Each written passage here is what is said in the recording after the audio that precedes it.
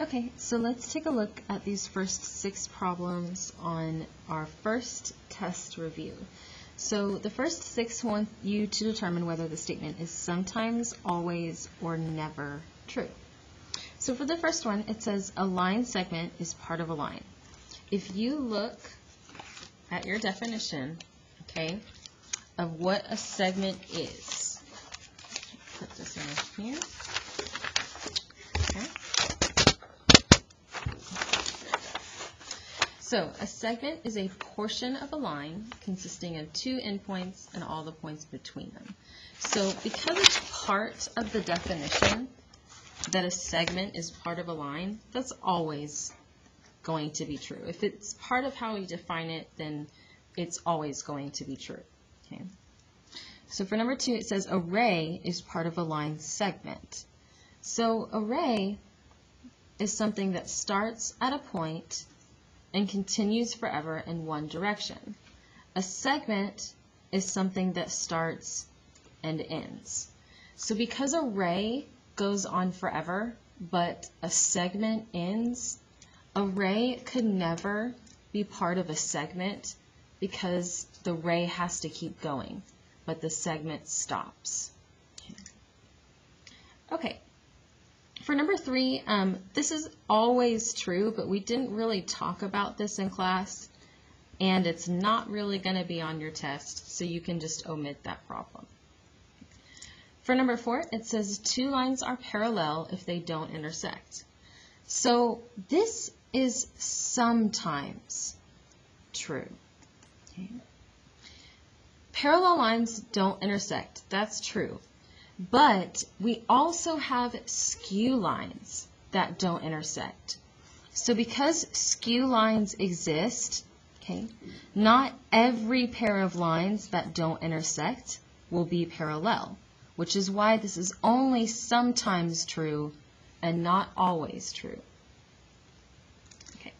Number 5, skew lines are not in the same plane.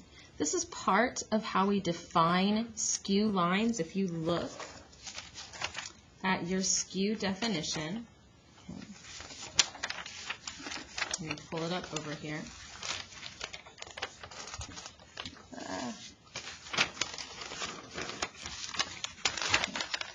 So skew lines are lines that are non-coplanar and do not intersect. So because it's part of the definition that they're non-coplanar, they're never going to be in the same plane. So not in the same plane is always true.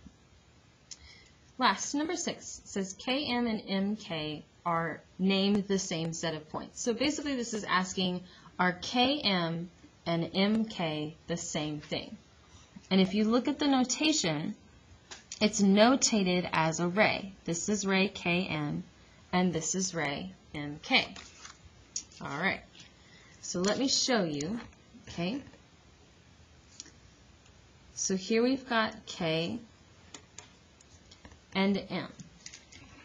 Now when you notate a ray, the first point represents where the ray starts, and the second point represents the direction of the ray. So the orange line I've drawn here, that's ray Km. Okay? But on the other hand, if we look at ray Mk, ray Mk starts at M and goes the opposite way. So Mk is going in this direction. So these 2 rays are not the same thing. So when it's asking, do they name the same set of points, it's saying, are these the same thing? And that is never true. Okay. These 2 rays are totally different, not the same thing. Okay, now let's take a look at the next set of problems, which is 7 through 11. So it wants us to use this diagram to determine whether the statements are true or false. So number 7 says points A and G are collinear. Collinear means to be on the same line.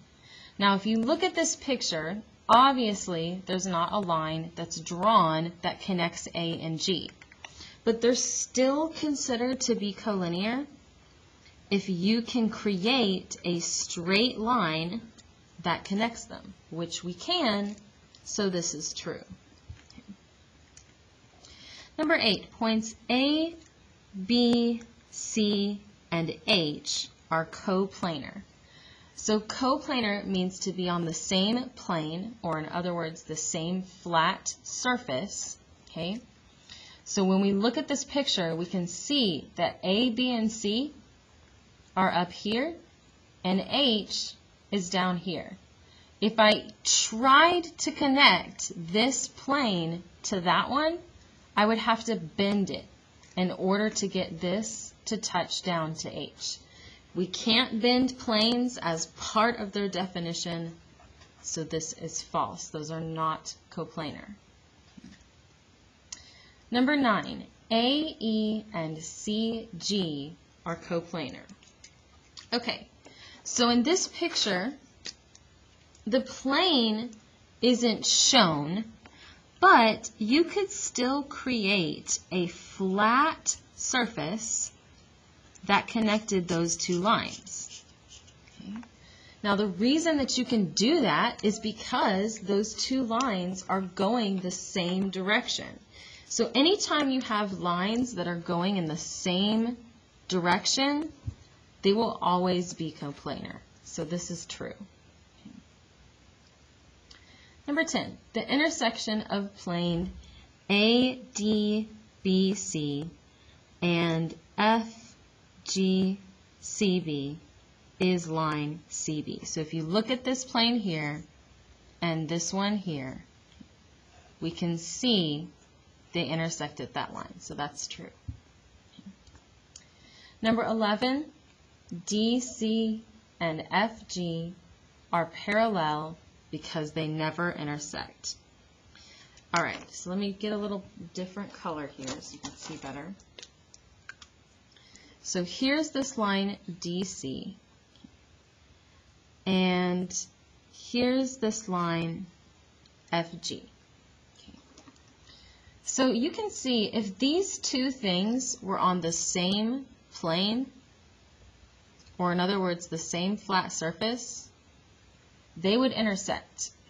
The only reason that they're not intersecting is because in the 3-dimension, DC is back here and FG is over here. That's why they're never going to intersect, okay? But we call that skew lines, not parallel. So this is false because they are skew, not parallel. You can always tell when lines are skew because they're always going to be going different directions. Skew lines are lines that are going different directions but will never intersect. Okay. Now let's take a look at number 12 through 14. So it says if there is an intersection, name the intersection of the planes in the diagram. Okay. So number 12 wants us to name the intersection between plane PQR and plane QRUT. So these two right here. So if we look at that diagram, this back plane is intersecting this front plane at the line QR, or segment, if you wanted to call it a segment. Okay. Number 13, plane PQR and plane STU. So here's PQR up at the front, and here's STU in the back. These planes are parallel, so they're never going to intersect. So I'm going to write that they're parallel. For number 14, we have plane PQTS, so that's this bottom plane down here, and QRUT, so that's this one on the side over here. So I'm going to kind of, orange and orange. So we can see that these two planes where they intersect is at the line QT, or segment.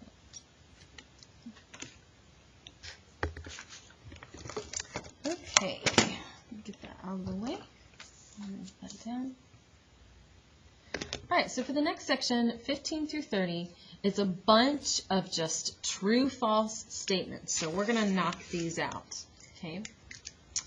All right, so number 15 says the intersection of a line and a plane may be the line itself. Okay, so you can imagine a plane as like this flat surface. And I'm going to have my pen represent the line intersecting this plane. Okay? If I have this line coming in and intersecting this plane, okay, it's kind of hard to see. So here we've got this line coming in and intersecting this plane. It's not like it's one continuous thing that's happening where they touch. They touch in one spot and one spot only. So when you're using that term, one spot, that means that it's got to be a point where they intersect.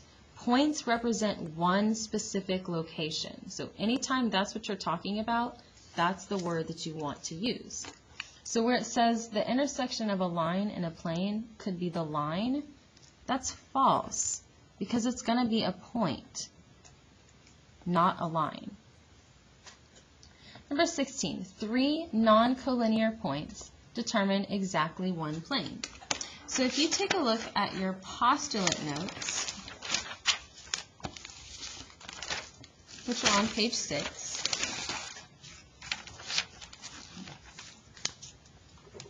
this is the points in a plane postulate, which says through any 3 non-collinear points, there is exactly one plane. So that's what this question is basically talking about. 3 non-collinear points determine exactly one plane. That's true. We have that in our postulate notes.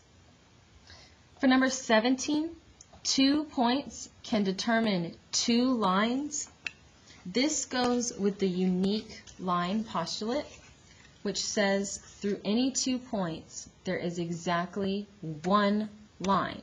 So 2 points equals 1 line. So this is false because it's saying that 2 points make 2 lines. That's not true. 2 points make 1 line.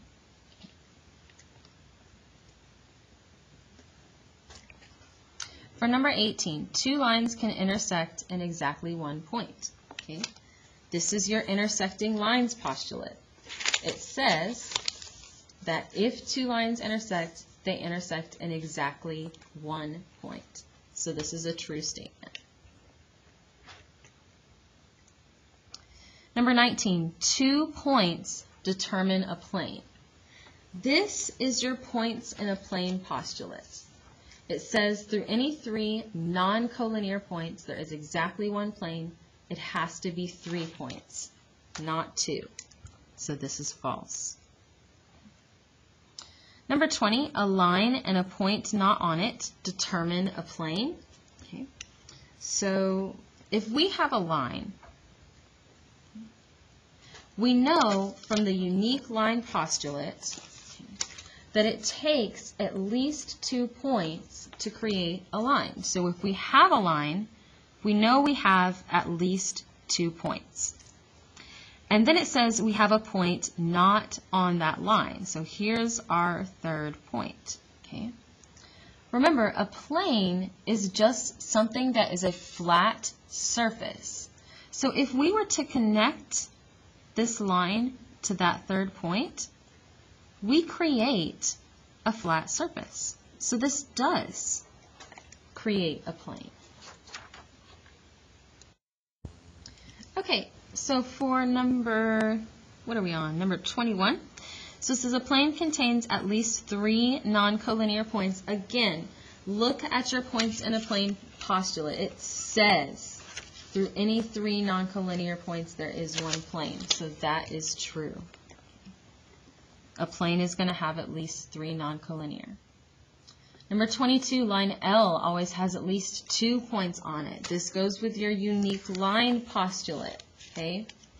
So through any 2 points, there is exactly 1 line. So this is going to be true. Any line is always going to have at least 2. 23, any 3 points are always coplanar, okay? So the points in a plane postulate says that any 3 non-collinear points. Whoop, hold on. Please report. Sorry for that little interruption. Okay, so it says through any 3 non-collinear points, there is exactly 1 plane. Okay, now here's the thing. It takes 3 points to create something, okay, that has a flat surface. If the points are collinear, it's not going to create its own flat surface. However, coplanar isn't asking, is it creating its own surface? Coplanar is asking, are they on the same flat surface? And yes, any 3 points that you draw, there will always be a flat surface that can contain or hold those points. So because there can always be a flat surface, whether you're a line or not a line, they will always be coplanar. Okay. 24. Is it possible that points P and Q are in plane M, but line PQ is not? This actually has to do with the line contained in a plane postulate. This says if 2 points lie in a plane, then the line containing those points lies in the same plane, which basically just means if you have 2 points on a plane and you draw a line through them, it's going to be on the same thing. So is it possible that points P and Q are in a plane, but line PQ is not? That's false, because that's saying the opposite of what the postulate is saying. Okay, 25. 2 intersecting lines determine a plane. Let's see. Oh, yeah. 2 intersecting lines determine a plane. Okay, so if you draw 2 intersecting lines, we know from the postulate that what happens at them is just a single point. It takes at least 3 points to create a plane. So determine a plane, no. That's false. Okay. 26. 2 planes can intersect in 2 lines. We're going to omit this one. Okay. I just don't like the wording on this problem, and it's not something that you're going to be tested over, so just cross it out. Okay. 27. If points A, B, C, and D are non-coplanar, then no one plane contains all 4 of them. This is true. This is what it means to be non-coplanar. A plane, one plane, can't hold all 4 of those things. 28. 2 planes can intersect in exactly 1 point. So if 2 planes are intersecting, this goes with the intersecting planes postulate. It says if 2 planes intersect, they intersect in exactly 1 line. So 2 planes intersect at a point? No. 2 planes intersect at a line. Now 29 is talking about 3 planes can intersect in a point. So a great example of this, whoops, that is my phone. Hold on. Okay, sorry. So, all right, we've got 3 planes can intersect in exactly 1 point. So over here, I've actually taken the time to draw these 3 little planes. Here I've got 1 over here, 1 in the front, and 1 below. So if you look at the place where they intersect just at 1 little corner. So a corner, since it's just 1 location, we consider that to be 1 point. So that's going to be true. You can also look, if you're in a room and you look at the walls and the ceiling and where they intersect, you'll see that it's in that 1 spot, that 1 corner, so they intersect in 1 point. When it's 3 planes, but 1 line, when it's 2 planes. Okay, number 30. A line and a plane can intersect in exactly one point. We've already kind of talked about this already. So here I've got my plane and I've got my line coming in and intersecting my plane. And where they meet is just at one single spot. And we consider that to be one point. So that's true. All right. Okay, so if you flip over to the back, here we've got 31 through 33. So this one is saying to show that each conditional is false by providing a counterexample. So a counterexample, if you're going to prove that a sentence or a conditional statement is false, it needs to keep the hypothesis part the same, but change the ending, the conclusion. So for example, 31 says, if a number is divisible by 5, then it is an odd number. Well, 10 would be a counterexample. So 10 is a number that's divisible by 5. Okay, I can divide 10 by 5 and get 2. But 10 is not an odd number. 10 is an even number. So this is what I mean by keep the hypothesis the same, but change the conclusion. 10 keeps the hypothesis, it's a number divisible by 5, but it changes the conclusion because it's an even number. So 10 would be my counterexample. 32. If something is a bird, then it can fly. Penguin, okay, is the first thing that I can think of. Penguins are birds, so they keep the hypothesis the same, but they don't fly. So they change the conclusion. Okay, number 33. If an animal has 4 legs, then it is a horse. So this first part is asking the truth value of the conditional. Anytime you see truth value, that just means is it true or false? So this statement, if an animal has 4 legs, then it is a horse, that is false. Not all animals that have 4 legs are horses. So a counterexample to that could be like a dog. Dogs have 4 legs, and they're not horses. The converse says that you take the hypothesis and the conclusion and you switch them. So the converse for this would be, if it is a horse, then it has 4 legs. Truth value of the converse, generally this is going to be true. If horses generally have 4 legs. Now the only thing that I could think might be false is if you had like a horse with an amputated leg or something. So you could kind of argue both sides in this case, but I'm going to go with true because in general, if something is a horse, it's going to have 4 legs. Okay, let's take a look at 34 through 36. So this all goes with the number line over here, okay?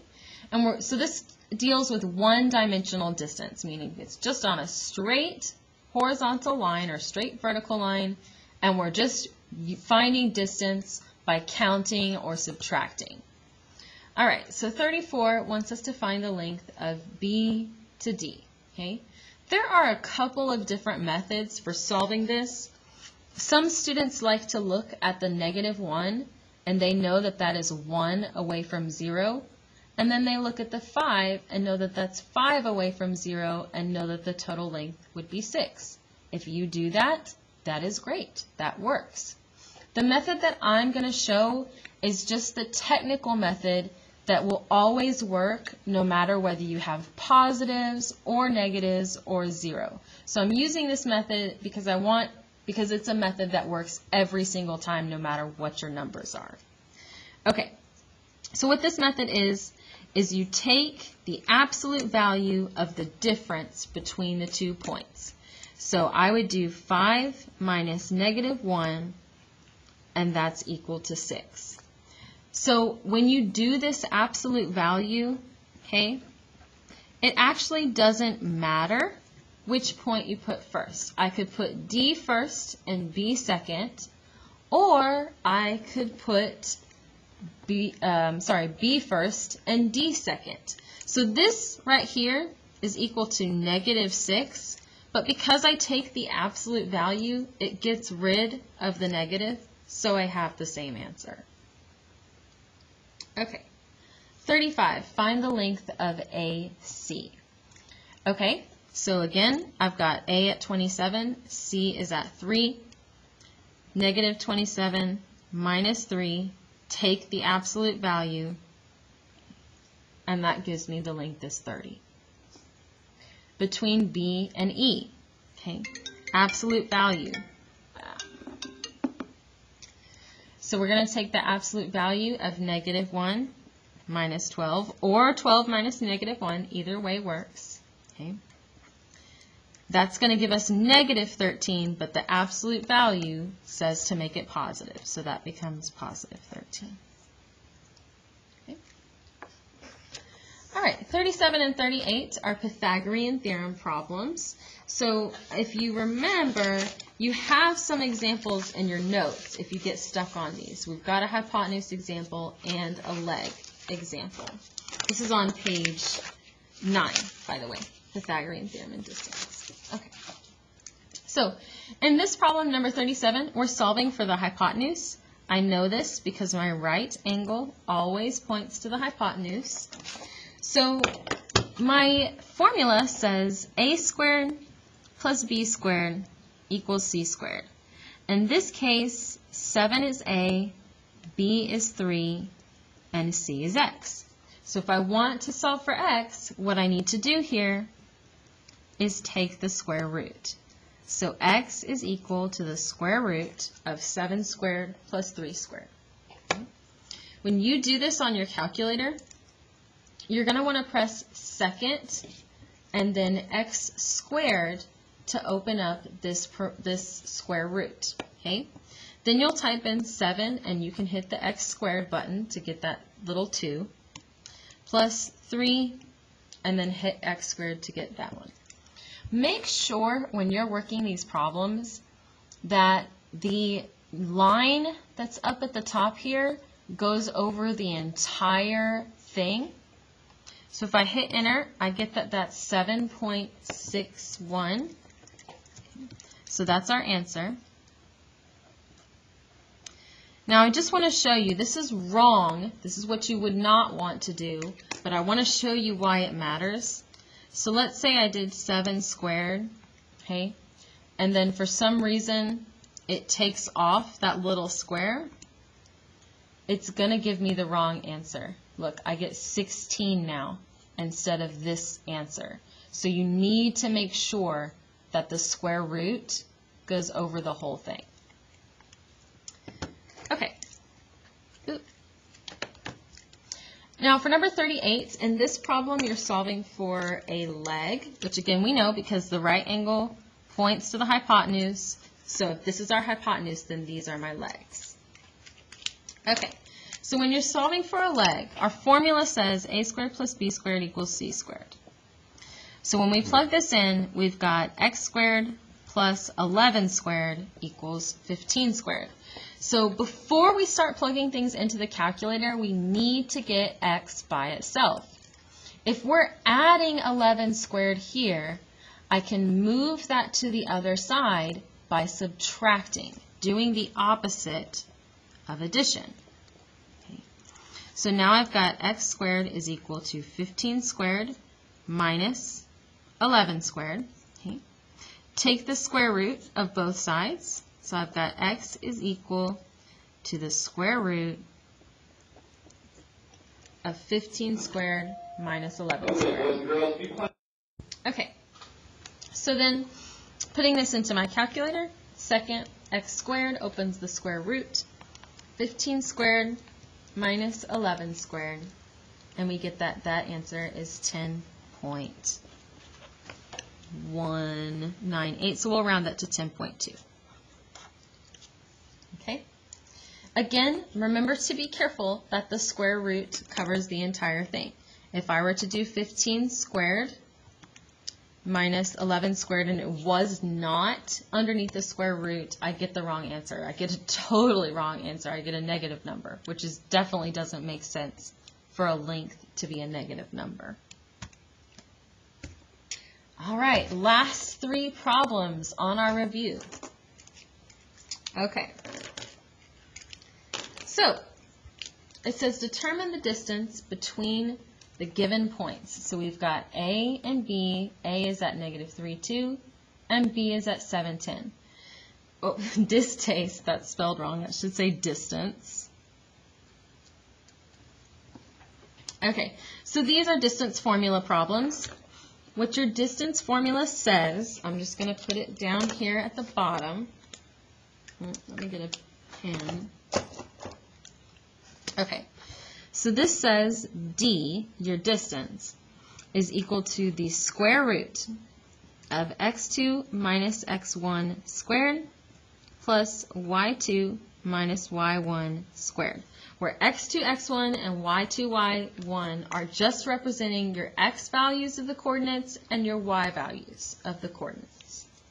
So for the first one, if I want to find the distance between these things, okay, these are my x values, so these are going to go together. So I'm going to do -3 minus 7 squared. If you want to switch these and put 7 minus -3, that's fine. The order here doesn't matter. Okay. What matters is that the x's are put together. Then on the other side, I'm going to do my y's and subtract them, so 10 minus 2 squared. When I put that into my calculator, just like with the Pythagorean theorem problems, I want to make sure that the entire thing is going underneath the square root. Otherwise, I'll get the wrong answer. Also, just like this is in parentheses on my paper, it needs to be in parentheses in the calculator. Not putting it in parentheses can mess up your answer. So I'm going to type in -3 minus 7, close that parentheses and square it. Okay. Then I'm going to add, whoops, not subtract, add, open my parentheses again, 10 minus 2, close parentheses, and square it. And notice this entire time the line keeps going. It's covering the whole thing, so I know that I'm good. Okay, so 12.8 is the distance between those 2 points.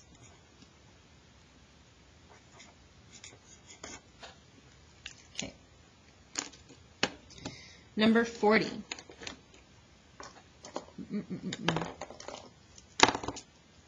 Okay, so this time we've got -7, 4 and 9 and -4. Same process as before.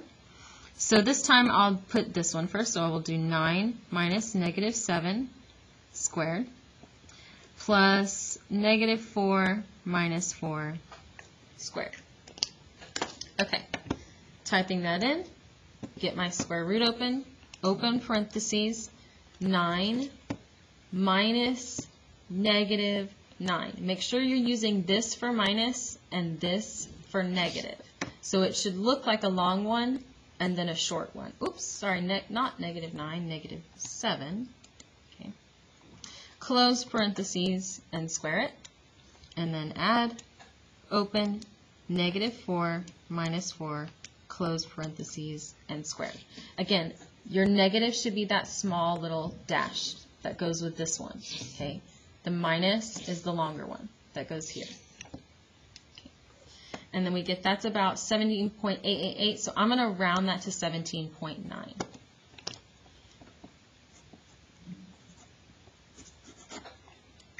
Last review problem. Woohoo! So we've got -1.4 and -2 and 5 and 4. Same process. So I'm going to do -1.4 minus 5 squared plus -2 minus 4 squared. Typing that into my calculator, -1.4 minus 5. Ooh, oh, I forgot my parentheses. I'm over here making mistakes. There we go. That looks correct. And then plus, open, -2 minus 4, close, square it. My line is covering everything. And we get that that's about 8.77. Or about 8.8 if you want to round it differently. Okay.